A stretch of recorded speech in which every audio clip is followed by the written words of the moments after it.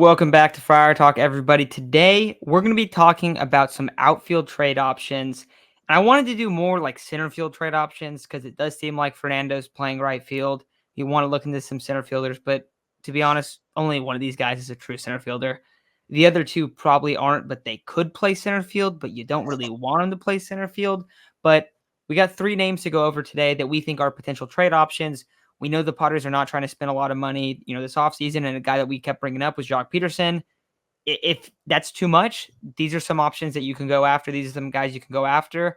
And I got three names for you. I'll give you my three in order of who I think makes the most sense to who I think makes the least sense for the Padres to trade for. Number one, this has probably been the guy that has been, I would say, most talked about on Padres Twitter or just Padres fans in general about trading for, and that would be Max Kepler, outfielder for the Twins. He's not, like I said, he's not really a center fielder. He's played center field. He's more of a right fielder. He's a really bad base runner per Baseball Savant, but he's actually like average sprint speed. But like I said, he's not really a center fielder. That's going to be the problem we're going to find with all of these guys. I'm telling you right now. Second guy is going to be Jazz Chisholm. Jazz Chisholm would cost probably a lot to trade for. He's not a very good hitter. He gets hurt a lot. He basically has one season where he's put up good offensive numbers, and he's really not a good bat. Like, he's more about the name. He's more flashy. Now, I will say, Jazz isn't super old. He's only 25. Jazz is the most upside guy on this list. Kepler's 30. Jazz is the most upside guy in terms of, like, you could get him. He could ball out if he's healthy and he, like, finds it at the plate. You could get a like star level player. That's the talent that Jazz has. But the problem is he just hasn't consistently put it together at the plate. So that's the thing with him. And then the third guy that I like, and then we'll get Isaac. I'll get your initial thoughts on these guys. Third guy I want to bring up is Randy Arozarena. Now, Randy Arozarena has been a left fielder. He's probably I'd say the best bat of this group. He's a really bad outfielder, actually. He's a little bit older, and he's going to cost the most to trade for. So if you're looking to trade for Randy Arozarena, pretty much guaranteed that Jackson Merrill's going in that deal. And I don't think Padre fans really want to see that. I don't really think that makes any sense for the Padres because he's been a name that's been brought up quite a bit. I don't think it makes any sense at all. Like, if we're talking about cutting costs and doing all this stuff in that regard, and you're going to trade Jackson Merrill for Arozarena, why? But I don't get that. So I don't think it makes any sense for him. I think Kepler makes a ton of sense. He's on a 1-year deal. I think if you want to swing for the fences and you think that you can change something at the plate with him, I think Jazz is super intriguing, and also Jazz is just cool. It's also a little scary because your season might ride on Jazz Chisholm being healthy. So that's the other thing with that. But Isaac, these three names as Padres trade candidates, what do you think when I bring them up? I like Kepler. I like Kepler probably the most out of the three just because I think he's going to be the most cost efficient. And you look at his Baseball Savant, it looks damn good. It's red. It's definitely really red. And his base running value, it's not great. I could give a damn, to be honest. I could give a damn how good of a fielder he is, too. Now, people might argue with me about that, but everybody hated the guy that was a Gold Glove center fielder and trash at the plate. So I'm sure you guys would like a little bit of the opposite, whatever the other version is. And it sounds like it's Max Kepler. Now we might have to do like someone should not be a set center fielder if it's going to be these options, right? These guys aren't really center fielders. They're not going to be able to patrol the outfield by themselves. We know that Fernando could probably do it by himself, but he's set on being a right fielder. And granted, it's the right idea because right field is just as hard, if not harder, to play at Petco Park than center field. But you look at the numbers of Max Kepler, and seems to me like this is what we were missing last year, right? A guy that could hit for power consistently. 2022, obviously not the best year. I believe 2021 wasn't a bad year, if I remember correctly. I don't entirely know, but you're looking at a guy that's in the 90th percentile of expected slugging percentage, 90th percentile in exit velocity. So he hits the ball really damn hard. And he hits it pretty far, too. Now, I don't know how many home runs he had or anything. It's right there. 24 home runs, 816 OPS. This is the bat that we were missing last year, right? Again, Trent Grisham probably was around a 600 OPS throughout the year. Sorry, not 600, but you guys know what I mean, like 670. So if you're getting an extra 100-plus points, but a little worse on defense, then I'll take it. Now, his outs above average actually isn't that bad. It's at a 86 percentile. So he's not that bad of a fielder, but I don't know how many times he's played center field. I'm pretty sure he's mostly left field or right field. He mostly plays the corners. Now, again, center field isn't as hard to play at Petco Park as it is in some other parks. I'm not a big fan of getting Jazz, if I'm going to be completely honest. I think he's going to cost too much and we're not going to get enough out of him. I don't think he's. Uh, it's really hard to say. I mean, his best year was 2022, but he's always injured and he does. I mean, ideally, you get 500, 600 plate appearances out of a guy. The one year he had 500 plate appearances, he had a 728 OPS. So I'm not exactly sure if I want Jazz Chisholm. I'm not exactly sure if I want Arozarena either, because again, I think both of these guys are guys that you're going to be paying too much for and not getting enough out of. So my favorite option for sure, it's Max Kepler. He hits the ball hard. He plays decent defense. He's not the best base runner. I could give a damn, but he's on a 1-year deal too. So let's say he doesn't have a good year. You're not strapped to him for years and years and years, the way you might be with Chisholm and Arozarena. I don't know what their contracts look like, but you're going to have to hold on to them for a few years. Hence the reason they might cost a little more. Both of those guys might cost you Jackson Merrill. Max Kepler, I'm not sure if he costs you Jackson Merrill. I think if you get Max Kepler, let's say you were to trade for Max Kepler and you were to sign, I don't know, Profar and Peterson, suddenly your lineup looks so much better. I know it's not like an amazing lineup, but now you're looking at a depth chart of Campusano, Cronenworth, Kim, Bogarts, Machado, Peterson, Kepler, Tatis, and Profar. That is infinitely better.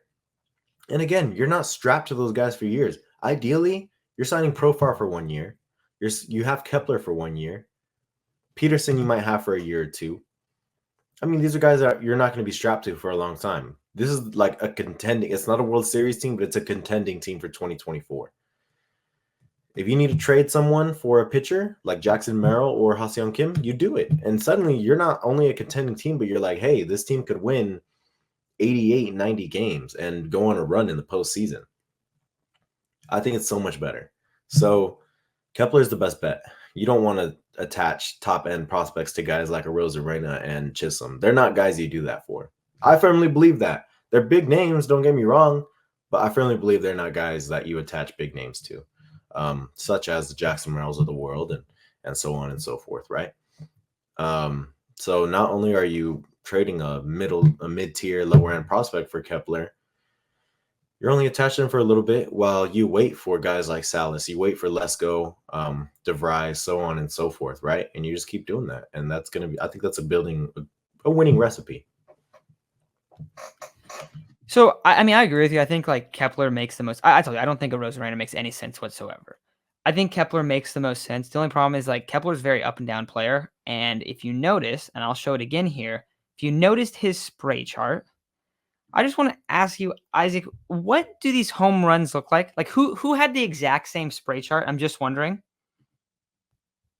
You're muted, but I know you're saying Matt Carpenter. Well, yeah, that too. But I was gonna say not only that, but they're all to the deepest part of Petco. But it doesn't look like that's an issue. They're all for over 400 feet. But yes, it does look a lot like Matt Carpenter. I don't know, man. I feel like I really like him. I like him. Again, I think this is a guy you trade for where you're saying might not cost you too much, whereas the other guys just like, this is gonna cost you way too much. And you can't sign a guy like Bellinger or anything. So yeah, I don't know, man. I think especially with what his expected numbers were too, it's not like last season was a fluke, but the years before that were not. The years before that were not real. Yeah, if we're being real, like 22 was really bad for him, right? Mm-hmm. But like most of these other years, he's over 700. He's been over 700 every other year, besides when he had 7 plate appearances as a rookie. Like, and a lot of these numbers are not that great. That's the thing. Like, he's had 2 years over 800. So I don't expect him to be like some crazy bat, but like he's going to be an average outfielder for you. That's solid at an average outfielder price. So I do think it definitely makes the most sense. Now, the only thing I wonder is like, because he always gets brought up, is like, why would the Twins trade him? To me, it seems like they should just hang on to him, and they want to. So that's always been my question. We're like, Jazz has kind of got like a lot of like, hey, he could get moved. He could get moved. He's got a lot of that. And it seems like there's a chance. And you were saying you don't like Jazz. Dude, I like the idea to trade for Jazz because you don't have that many options where you see a dude that's actually clearly like a really talented player, Like he has look at his stupid sprint speed. He can play center field well. His batting's not really there, but like over his career, he's over a 750 OPS guy. They also play in a park that's not very hitter friendly. Like especially for him, it's so big that like he could probably hit over 20 at Petco. I know like we never say that, like, but Miami's not a good stadium for hitting. Like it's huge, dude. It is a massive stadium. So I feel like he's the type of guy like you could trade for him, right? And it's like, oh shit. This dude balled for us. He had over an 800 OPS, great fielder, stole a bunch of bags. Because if he's the type of guy that if he puts it together, like you just absolutely destroyed in a trade. And we see guys like that a lot, and especially in baseball where it's like it takes them a few years to get going. A lot of the issue is he's been hurt. He's had incomplete seasons. He's started out really hot and fallen off at the end. Like we've seen a lot of that. And we saw that with Fernando at times too. Like Fernando got hurt early on. He got hurt like a bunch. And then in what was it, 21, like he fell apart. Like he was clearly leading the MVP and he kind of fell apart towards the end. Like we've seen that a little bit with him too. So it's like I think that's an interesting trade. The problem is that it might cost a ton to go get him. And that's the part where it's hard to stomach. But I do think that he should be like an option, like a legitimate option. The other thing is he has 3 more years of control and he's super cheap. So if you're really serious about contending and you can't really get all these other guys, it's not the worst option to go trade part of your farm. Now, if you're trading a Solace or a Lesko after the recent reports that have came out about Lesko just looking nasty, you can't do that. That's the thing. So that's where it's kind of like, I don't know if it will work, but I do think he should at least be tossed into it, like into as an option, because I don't think a Rosarena should even be like discussed at all. I don't think that makes any sense whatsoever. So that's kind of where my overall thoughts are. Kepler definitely makes the most sense. Kepler, I mean, he's just like he's a corner outfielder. He's a good lefty. I mean, they're both lefties, but like Kepler has that like, that lefty pop. I guess that's a little bit different than Jazz. Like where that's something that the Padres are really lacking in their lineup. Now Jazz is also lefty, so that makes it even make a little bit more sense there too. So I don't know, dude. I like either of them. If they took a big swing on Jazz, yeah, I could totally burn him and screw him over. But also like, dude, make it exciting. Make it right, like make it exciting, dude. The fan side of me is like, all right, if the farm's supposed to be as good as it is, isn't it worth taking a big risk in a year that you're like, we don't know what to do, we're screwed? Like, I don't know. I kind of feel like it is. Because if he hits and he hits big, that helps you so much. That's the biggest weakness right now of this team. I know there's no lefty starter, but like the biggest weakness is the outfield. So not the worst idea in my opinion. That's what I honestly think. But I do think still Kepler makes the most sense. Yeah. Isaac, any other final thoughts on the outfield or maybe free agents, anything like that? Yeah, I don't know what's going on. I hope that they go out and get Kepler, of course. I wouldn't be mad at the other options, but I wish there were better center field options. I don't know what they're going to do about the outfield this year. But we'll see. We'll see. I don't really have much to say. I mean, it's a quiet offseason. It's a weird offseason. No doubt. Well, everyone listening, let us know what you think. Who you want the Padres to go after? Maybe there's a different name. Maybe there's a free agent you're like, dude, we got to go sign this guy. Let us know in the comments. Like and subscribe. Whatever Padres moves, they're gonna have to make some more moves. There's gonna be more moves this offseason. So whatever happens, we'll be covering that. We'll be making sure to get on that right away. But thank you all for listening, and we'll talk to y'all soon. Have a great weekend.